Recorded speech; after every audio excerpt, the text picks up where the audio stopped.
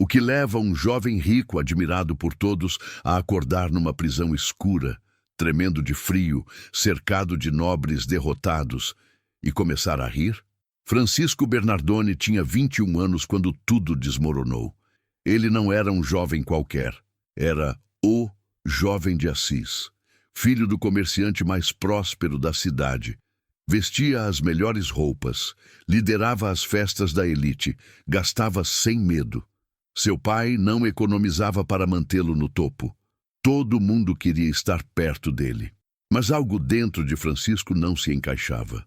Mesmo no meio das risadas, da música, dos banquetes, havia um vazio que nenhum prazer conseguia preencher. Era como se sua alma buscasse algo que ele ainda não sabia nomear. Então veio a guerra. Assis contra Perúgia, 1202. Francisco viu ali a chance que esperava. Glória militar, honra no campo de batalha, ser armado cavaleiro. Finalmente, uma vida com sentido. Ele se alistou. Equipou-se como um verdadeiro cavaleiro de nobre berço. Sonhava acordado com os feitos heróicos que faria. Mas na batalha de Colestrada, tudo virou cinzas. Francisco foi capturado e passou um ano inteiro trancado nas masmorras de Perúgia. Um ano na escuridão, longe de casa, longe do luxo, longe dos aplausos. E foi ali, naquele buraco frio e úmido, que algo começou a se quebrar dentro dele. Seus companheiros de prisão estavam desesperados. Alguns choravam, outros blasfemavam, mas Francisco ria, consolava os outros, mantinha o ânimo, como se tivesse descoberto algo que ninguém mais via. Os biógrafos antigos contam que, mesmo naquele inferno, ele demonstrava uma alegria sobrenatural. Quando finalmente foi libertado, mediante pagamento de resgate, e voltou para Assis, todos perceberam, ele tinha voltado, mas não era mais o mesmo. Tentou retomar a vida de antes, as festas, os negócios, os planos, mas não conseguia. Algo havia mudado, algo irreversível. E então veio a doença, meses de cama, sozinho, sem festa, sem glória, sem nada. Foi quando uma voz misteriosa começou a falar dentro dele. Ainda não era clara, mas estava lá. E Francisco sabia, sua vida nunca mais seria a mesma. Mas o que Deus estava pedindo dele? E por que justamente ele, que tinha tudo? Isso ele ainda não sabia. De volta à sua cidade, Francisco tentou retomar a vida de festas, negócios, planos de glória. Mas o gosto havia mudado. Aquilo que antes o encantava já não o satisfazia. Logo depois, uma grave doença o deixou de cama por meses. Longe das diversões, ele foi obrigado a encarar o silêncio. Ali, começou a rezar mais, a refletir seriamente sobre Deus, sobre a morte, sobre o céu e o inferno, sobre o tempo perdido. Quando se recuperou, decidiu tentar de novo a carreira militar. Juntou-se às tropas do conde Gentil, que marchavam para o sul da Itália. Mas na cidade de Spoleto, durante a noite, teve uma visão misteriosa. Nessa experiência, uma voz interior lhe perguntou: Francisco, o que é melhor, servir ao Senhor ou ao servo? Ele respondeu: ao Senhor, é claro. E a voz continuou: por que então queres servir ao servo? Volta para Assis. Ali te será mostrado o que deves fazer. Essa visão o marcou para sempre. A partir daí, Francisco começou uma busca intensa. Gostava de se afastar para rezar em lugares solitários, grutas, igrejas abandonadas, campos silenciosos ao redor de Assis. Os amigos percebiam a mudança. O antigo líder das festas, agora, buscava a solidão, se mostrava pensativo, parecia ouvir uma voz que ninguém mais escutava. O pai, preocupado e irritado, tentava distraí-lo com novos negócios, viagens, oportunidades. Mas Francisco se sentia cada vez mais distante da vida de antes. O momento decisivo veio numa pequena igreja quase em ruínas, dedicada a São Damião, nos arredores de Assis. Nela havia um belo crucifixo no estilo bizantino, diante do qual Francisco gostava de rezar. Um dia, enquanto rezava profundamente diante da cruz, aconteceu algo extraordinário. Segundo os antigos relatos franciscanos, ele ouviu claramente por 3 vezes uma voz que dizia: Francisco, vai e repara a minha igreja, que, como vês, está em ruínas. Aquelas palavras atravessaram sua alma. Sem compreender ainda todo o sentido espiritual da mensagem, Francisco entendeu aquilo de forma literal. Era preciso consertar as igrejas materiais que estavam caindo aos pedaços. Movido por essa convicção, pegou tecidos da loja do pai, vendeu-os junto com seu cavalo na cidade vizinha de Foligno e levou o dinheiro ao padre de São Damião, oferecendo tudo para restaurar a igrejinha. O sacerdote, temendo a reação de Pedro Bernardone, recusou o dinheiro, mas permitiu que Francisco permanecesse ali.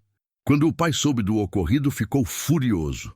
Sentiu-se traído e envergonhado. Como o herdeiro de uma rica casa comercial, podia esbanjar assim a fortuna familiar numa igreja velha. A cidade inteira começou a comentar. Muitos diziam que Francisco havia enlouquecido.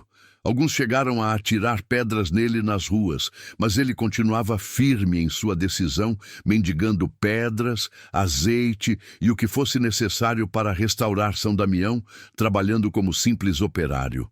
Era um tempo de humilhação, de zombarias, mas também de purificação. Aos poucos, Francisco foi entendendo que Jesus lhe pedia algo muito mais profundo do que consertar paredes de pedra. A verdadeira igreja em ruínas era o próprio povo de Deus, que precisava ser renovado com uma vida realmente evangélica. O jovem que antes buscava os aplausos do mundo passava agora a encontrar alegria em ser desprezado por amor a Cristo. Descobria que a verdadeira cavalaria não era a do mundo, mas servir ao Rei dos Reis na humildade e na pobreza. Desde criança, Francisco sentia horror dos leprosos. Naquela época, esses doentes eram separados em leprosários fora das cidades. Ninguém se aproximava deles. Eram vistos quase como malditos. O próprio Francisco, em seu testamento, confessou que sentia profunda repugnância por esses irmãos sofredores. Mas foi justamente aí que Deus resolveu agir. Certo dia, cavalgando pelos arredores de Assis, Francisco viu, à sua frente, um leproso. A primeira reação foi a de costume, desviar o caminho, passar longe. Mas, naquele instante, uma força interior, que ele não sabia explicar, o segurou. Em vez de fugir, ele desceu do cavalo, caminhou até o doente, colocou-lhe uma esmola nas mãos deformadas e as beijou. Um beijo simples, mas que rasgou uma muralha dentro dele. Naquele gesto, Francisco não venceu apenas o nojo físico. Venceu o orgulho, o medo, o egoísmo. Naquele leproso, ele reconheceu o próprio Cristo sofredor, lembrando as palavras do Evangelho. Tudo o que fizerdes a um destes meus irmãos mais pequeninos, foi a mim que o fizestes. Depois desse dia, algo se transformou profundamente. Aquilo que antes lhe parecia amargo começou a tornar-se doce. Francisco passou a visitar com frequência os leprosários. Levava remédios, comida, mas acima de tudo, sua presença e seu carinho. Lavava feridas, alimentava-os com as próprias mãos, escutava suas dores, falava-lhes de Deus. E, estranhamente, quanto mais se dava aos mais rejeitados, mais alegria sentia. Deus havia lhe ensinado um segredo. Cristo se esconde de maneira especial nos mais humilhados. Servi-los não é apenas fazer caridade, é encontrar o próprio Senhor. Mais tarde, quando escreveu a regra de sua ordem, Francisco foi claro. Os irmãos deveriam servir aos leprosos por amor a Deus, vendo neles a presença de Jesus. O abraço ao leproso se tornou símbolo de sua conversão. Do desprezo ao amor, do nojo à ternura, do orgulho à humildade.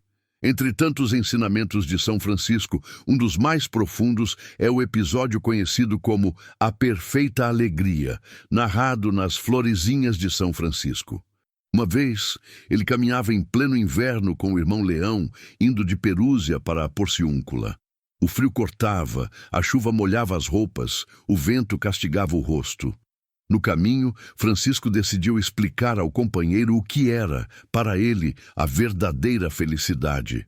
Começou dizendo o que não era a perfeita alegria. Irmão Leão, disse ele, escreve, ainda que os irmãos menores dessem grande exemplo de santidade em todas as terras, não está aí a perfeita alegria. E continuou, mesmo que pregassem tão bem, a ponto de converter multidões, não seria ainda a perfeita alegria.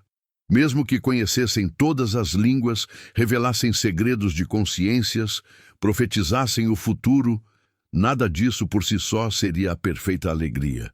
Nem sequer se fizessem grandes milagres, curar cegos, surdos, coxos, expulsar demônios, ressuscitar mortos, ainda assim não estaria aí a perfeita alegria. O irmão Leão, confuso, seguia caminhando, tentando imaginar então onde estaria essa tal alegria perfeita. Depois de andar uma boa distância, Francisco finalmente revelou: imagina, irmão Leão, que chegamos à Porciúncula encharcados de chuva, tremendo de frio, cansados e famintos. Batemos à porta do convento e o porteiro, sem nos reconhecer, nos trata com rudeza, nos chama de vagabundos, nos expulsa e nos deixa do lado de fora, na lama, no frio e na escuridão. Se nós suportarmos tudo isso em silêncio, sem nos irritar, sem reclamar, aceitando com humildade e amor esta humilhação por amor de Cristo, escreve, irmão Leão, aí está a perfeita alegria. E foi mais longe. Disse que se ainda fossem espancados e jogados na neve, e mesmo assim acolhessem isso com paciência, lembrando dos sofrimentos de Jesus, aí sim teriam encontrado a verdadeira alegria. O que Francisco queria ensinar? Que a alegria perfeita não depende de elogios, sucesso, dons extraordinários ou milagres. Ela nasce de uma coisa só: amar tanto a Deus, que até as humilhações e sofrimentos, quando aceitos por Ele e com Ele, se tornam fonte de paz. É o mistério da cruz. Parece derrota, mas unida a Cristo é vitória. Parece tristeza, mas no fundo esconde uma alegria que o mundo não conhece. Francisco achava que viveria sozinho, em oração e pobreza, restaurando igrejas e servindo os pobres. Mas Deus tinha outros planos. Aos poucos, começaram a se aproximar homens tocados pelo seu exemplo. O primeiro foi Bernardo de Quintavalle. No texto original está Ricardo. A tradição mais conhecida fala em Bernardo, um homem rico e respeitado de Assis. Ele observava de longe as mudanças na vida de Francisco e ficou curioso. Seria isso verdadeiro ou apenas aparência? Bernardo convidou Francisco a passar uma noite em sua casa. Fingiu dormir, mas ficou vigiando. Durante a noite inteira, viu Francisco ajoelhado, em profunda oração, repetindo com lágrimas e fervor: meu Deus e meu tudo, meu Deus e meu tudo. Aquela cena convenceu Bernardo. Ali não havia loucura, nem teatro. Havia alguém totalmente entregue a Deus. Na manhã seguinte, Bernardo contou a Francisco seu desejo. Queria seguir o mesmo caminho. Queria viver como ele. Para saber se isso vinha realmente de Deus, eles foram à igreja de São Nicolau, assistiram à missa e, depois de rezarem, abriram o Evangelho 3 vezes, pedindo um sinal. As passagens que apareceram foram claras. Se queres ser perfeito, vai, vende tudo o que tens e dá aos pobres. Não leveis nada para o caminho. Se alguém quer vir após mim, negue-se a si mesmo, tome a sua cruz e siga-me. Para eles, era a resposta do céu. Logo se juntou a eles outro companheiro, e depois outro e outro, até que eram 12. Homens diferentes entre si, de origens variadas, mas com um mesmo desejo: seguir o Cristo pobre e humilde, segundo o exemplo de Francisco. Instalaram-se próximos à pequena igreja de Santa Maria dos Anjos, a Porciúncula, que se tornou o coração da nova fraternidade. Viviam na simplicidade extrema, trabalhavam com as mãos, cuidavam dos leprosos e saíam a pregar a conversão por vilas e cidades. Havia entre eles uma alegria simples, quase infantil. Tinham pouco ou nada, e, no entanto, sentiam-se livres. Quando chegaram a 12, Francisco entendeu que aquilo já não era só um grupo de amigos, mas o início de uma ordem religiosa. Era preciso pedir à igreja a aprovação. Em 1209, ele e seus irmãos foram a Roma para se apresentar ao Papa Inocêncio III. A tradição conta que o Papa havia sonhado antes com a Basílica de Latrão prestes a cair, sustentada, porém, por um homem pequeno, pobre e simples. Quando viu Francisco, reconheceu nele o homem do sonho. Assim, aprovou verbalmente a forma de vida dos irmãos menores, e ali nascia oficialmente a Ordem Franciscana. No centro da espiritualidade de São Francisco está a pobreza, mas não como miséria sem sentido. Ele chamava a pobreza de minha dama, como se fosse uma esposa amada. Francisco tinha entendido uma coisa muito profunda. Jesus, sendo Deus, se fez pobre. Nasceu num estábulo, viveu sem possuir nada, morreu despido na cruz. Se o próprio Filho de Deus escolheu esse caminho, como o coração de quem o ama poderia correr atrás de riquezas e honras? A pobreza franciscana não era apenas não ter dinheiro. Era uma atitude interior, reconhecer a própria pequenez diante de Deus, confiar na providência do Pai, não se apegar a nada, nem à casa, nem à roupa, nem ao cargo, nem à própria vontade. Os irmãos deviam viver como peregrinos, estrangeiros neste mundo, usar as coisas quando necessário, mas sem ser usados por elas, ter as mãos livres e o coração desapegado. Francisco levou isso a um ponto que escandalizava até os religiosos de sua época. Proibiu que os irmãos manuseassem dinheiro. Dizia que a moeda era um risco enorme para a alma, pois podia virar ídolo. Quando alguém queria construir grandes conventos para eles, com luxos e comodidades, ele não aceitava. Preferia cabanas simples de barro e madeira. Dormia no chão, usava um hábito remendado que muitas vezes despertava lágrimas em quem o via. Mas essa pobreza extrema não o deixava triste nem amargo. Pelo contrário, dava-lhe uma liberdade e uma alegria impressionantes.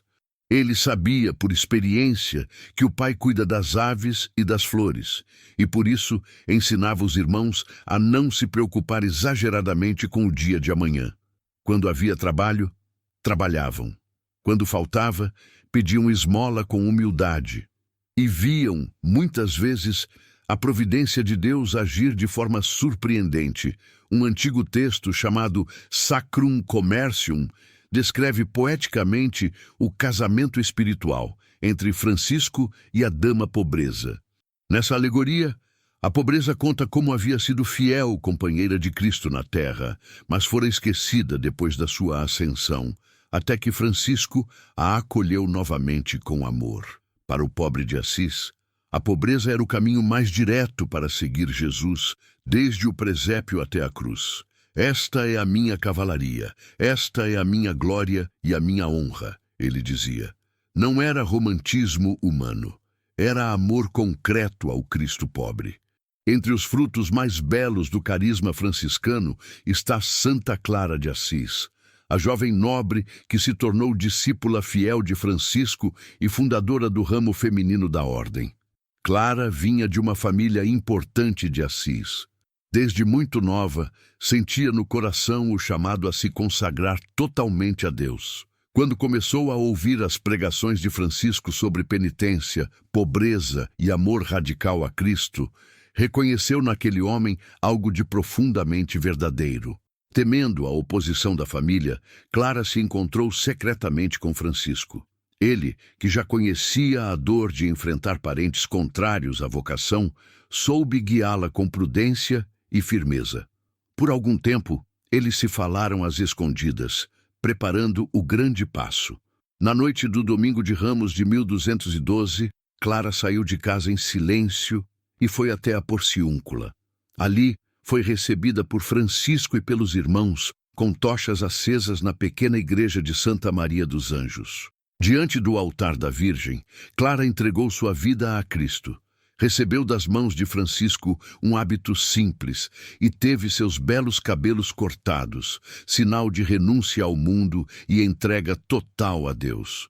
A família reagiu com violência. Foram até o local onde Clara estava provisoriamente, exigindo que voltasse. Ela, porém, se agarrou ao altar, mostrou a cabeça raspada como sinal de sua decisão definitiva e declarou que não deixaria o serviço de Cristo. Ao verem a firmeza serena da jovem, perceberam que lutavam contra algo maior do que a vontade deles. Aos poucos, desistiram.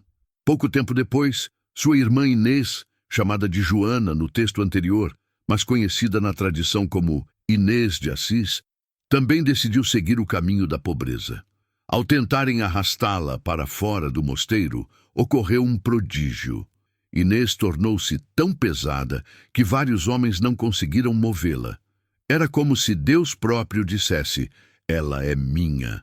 Assim nasceu a Ordem das Damas Pobres, que mais tarde seriam chamadas de Clarissas. Instaladas em São Damião, sob a orientação espiritual de Francisco e a liderança de Clara, essas irmãs viviam em pobreza rigorosa, oração constante e clausura. Clara foi abadesa por mais de 40 anos. Seu exemplo de humildade, penitência, caridade e fidelidade absoluta à pobreza tocava a todos. Enquanto os irmãos percorriam o mundo pregando, as irmãs eram o coração orante da família franciscana, sustentando com oração e sacrifício a missão dos irmãos menores. Em setembro de 1224, 2 anos antes de sua morte, ocorreu um dos fatos mais impressionantes e misteriosos da vida de São Francisco. Ele recebeu, no próprio corpo, as chagas da paixão de Cristo. Francisco tinha um desejo profundo. Queria conhecer de modo mais íntimo o amor e a dor que Jesus sentiu na cruz. Queria se assemelhar a ele não só na alma, mas, se fosse da vontade de Deus, até no corpo. Para se preparar para a festa de São Miguel Arcanjo, Francisco retirou-se para o Monte Alverne, uma montanha solitária presenteada a ele pelo conde Orlando. Levou consigo apenas o irmão Leão. Ali, entregou-se à oração intensa, aos jejuns, à contemplação dos mistérios de Cristo. As fontes antigas contam que, nesses dias, Francisco parecia um homem suspenso entre o céu e a terra, como se o mundo não tivesse mais poder sobre ele. Seu olhar estava fixo nas realidades divinas. Na manhã de 14 de setembro, festa da exaltação da Santa Cruz, enquanto orava, viu descer do céu um serafim com 6 asas. No meio das asas aparecia a figura de um homem crucificado. Era o próprio Cristo. A visão encheu Francisco de uma mistura de alegria imensa e dor profunda. Alegria por contemplar o Senhor, dor por vê-lo cravado na cruz. Quando a visão desapareceu, Francisco percebeu que algo havia acontecido em seu corpo. Nas mãos e nos pés surgiram marcas como de cravos, escuras, que atravessavam a carne. No lado direito do peito, uma ferida semelhante ao golpe da lança que transpassou o coração de Jesus. Dela, muitas vezes, corria sangue. Deus havia atendido de forma extrema o desejo do seu servo.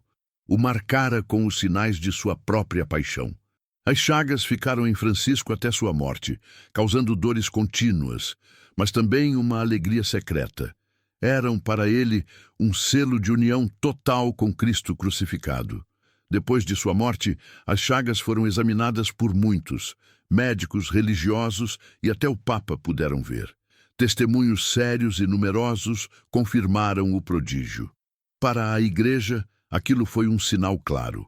Naquele pobre de Assis, Deus quis mostrar até onde pode chegar a graça em um coração que se entrega sem reservas. Nos últimos anos de vida, Francisco sofreu muito no corpo. Seus olhos estavam quase cegos, doíam intensamente. As penitências de uma vida inteira tinham debilitado sua saúde. Pouco dormia. A dor era sua companheira constante. E foi justamente nesse período que compôs uma das mais belas orações-poemas da história cristã, o Cântico das Criaturas, também chamado Cântico do Irmão Sol. Numa noite em que sofria de modo especial, o Senhor lhe concedeu uma grande consolação interior. Francisco sentiu, no mais íntimo, que seus sofrimentos não eram inúteis. Eram como um penhor da vida eterna. Ao amanhecer, cheio de paz, começou a cantar: Altíssimo, onipotente, bom Senhor, teus são o louvor, a glória e a honra e toda a bênção. Assim se inicia o cântico. A partir daí, Francisco passa a chamar as criaturas de irmãos e irmãs. Fala do irmão Sol, belo e radiante com grande esplendor, que nos lembra o Altíssimo, da irmã Lua e das estrelas, claras, preciosas e belas. Do irmão Vento, do ar, do tempo, ora sereno, ora nublado. Da irmã Água, útil, humilde, preciosa e casta. Do irmão Fogo, belo, alegre, forte e robusto. E por fim, da irmã Nossa, a Mãe Terra, que nos sustenta e governa produzindo frutos, flores e ervas. Tudo se torna motivo de louvor, nada é desprezado. Cada criatura, à sua maneira, canta a grandeza de Deus. Mais tarde, já perto da morte, Francisco acrescentou ao cântico a estrofe sobre a irmã morte corporal. Para o mundo, a morte é terror. Para ele, era uma irmã que nos conduz ao encontro definitivo com Deus.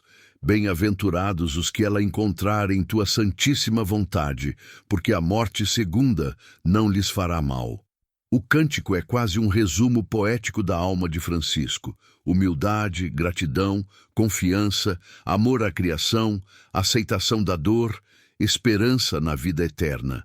Os últimos meses de Francisco foram de grande sofrimento físico. Os olhos mal suportavam a luz, as chagas doíam, o corpo estava consumido. E, no entanto, quem se aproximava dele via paz. Ele expressou o desejo de morrer na Porciúncula, o lugar simples onde tudo havia começado. Os irmãos o levaram para lá.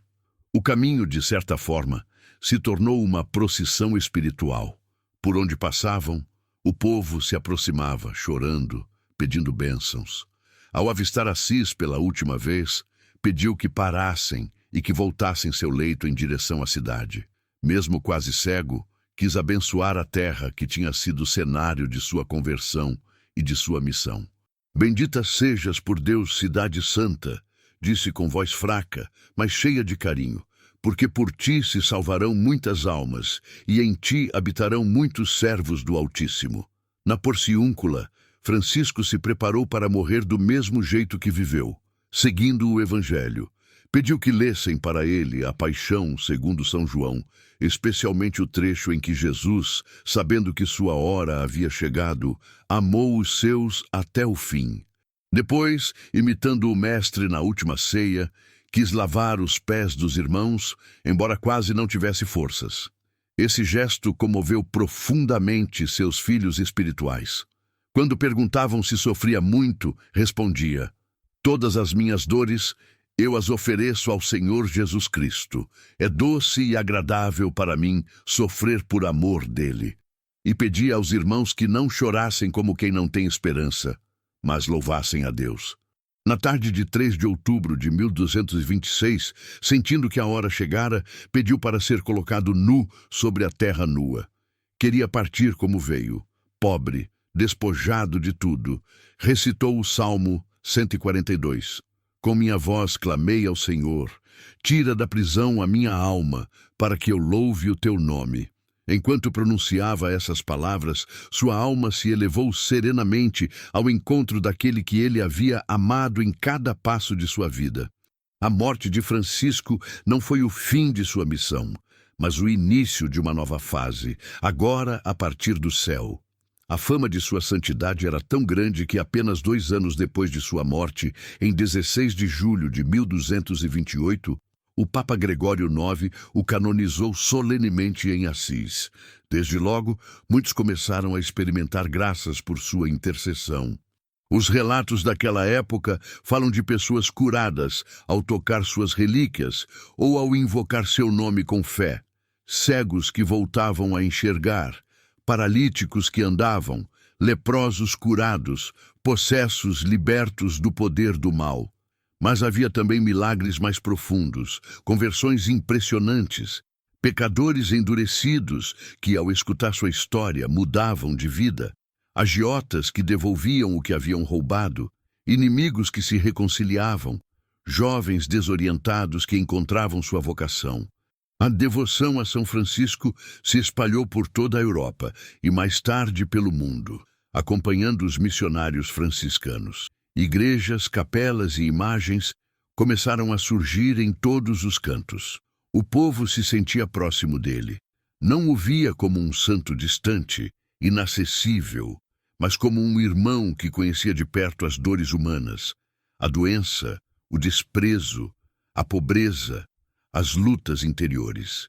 Muitos relatos falam de cativos libertos, cidades protegidas de guerras e pestes, pessoas salvas de perigos mortais, tudo por sua intercessão. Ainda hoje, em tantos lugares do mundo, quem se aproxima de São Francisco sente um chamado: ser mais simples, mais pobre de espírito, mais amigo dos pobres, mais amante da paz, mais parecido com Jesus. Agora, convido você a rezar. Você pode repetir em silêncio, do seu jeito, enquanto ouve: ó glorioso São Francisco de Assis, irmão de todos os homens e de todas as criaturas, tu que encontraste, na pobreza e no sofrimento unidos a Cristo, uma alegria que o mundo não pode dar. Olha para mim neste momento. Tu conheces as minhas fraquezas, as minhas quedas, os meus medos, e sabes também o quanto meu coração tem sede de Deus, mesmo quando eu não sei expressar isso com palavras. Intercede por mim junto ao Altíssimo, para que eu experimente na minha vida a mesma força transformadora da graça que um dia mudou o teu coração. São Francisco, que ouviste a voz de Jesus crucificado pedindo-te que restaurasses a sua igreja, ajuda-me a escutar também a voz de Deus no silêncio da minha consciência, nos acontecimentos da minha história, nas pessoas que Ele coloca no meu caminho. Ensina-me a desapegar-me do que não leva para o céu, a usar os bens materiais com responsabilidade, sem fazer deles o sentido da minha vida. Que meu coração seja livre, capaz de confiar na providência do Pai. Tu que reconheceste Cristo nos leprosos e nos mais abandonados, abre os meus olhos para ver Jesus nos pobres, nos doentes, nos que sofrem, nos que ninguém quer escutar. Dá-me um coração capaz de servir sem buscar aplausos, de amar sem exigir retorno, de estender as mãos sem julgar. São Francisco, marcado pelas chagas do Senhor, ensina-me a unir as minhas dores às dores de Cristo, para que nenhuma lágrima seja perdida, mas tudo se transforme em oferta de amor. Quando eu passar por humilhações e provações, lembra-me o segredo da perfeita alegria. Não me deixar dominar pela revolta, mas acolher com confiança aquilo que Deus permite, sabendo que Ele tira bem até do que eu não entendo. Ó Santo da Paz, que um dia acalmaste o lobo de Gúbio e reconciliastes corações divididos, faz de mim um instrumento da paz de Deus. Onde houver ódio, ajuda-me a levar perdão. Onde houver tristeza, que eu leve consolo. Onde houver desespero, que eu leve esperança. Onde houver trevas, que eu leve a luz de Cristo. Amigo de toda a criação, tu que chamavas o sol de irmão e a terra de mãe, ensina-me a respeitar e cuidar do mundo que Deus nos confiou, vendo em cada criatura um sinal de seu amor. Por fim, São Francisco, obtém para mim a graça de perseverar no bem até o fim. Quando chegar a minha hora de partir deste mundo, sê meu intercessor diante de Deus, que eu possa acolher também a irmã morte com fé e confiança, como passagem para a vida eterna. Ajuda-me a viver e morrer como verdadeiro filho da Igreja, fiel a Jesus Cristo, em comunhão com seus ensinamentos e sustentado pela esperança do céu. Amém.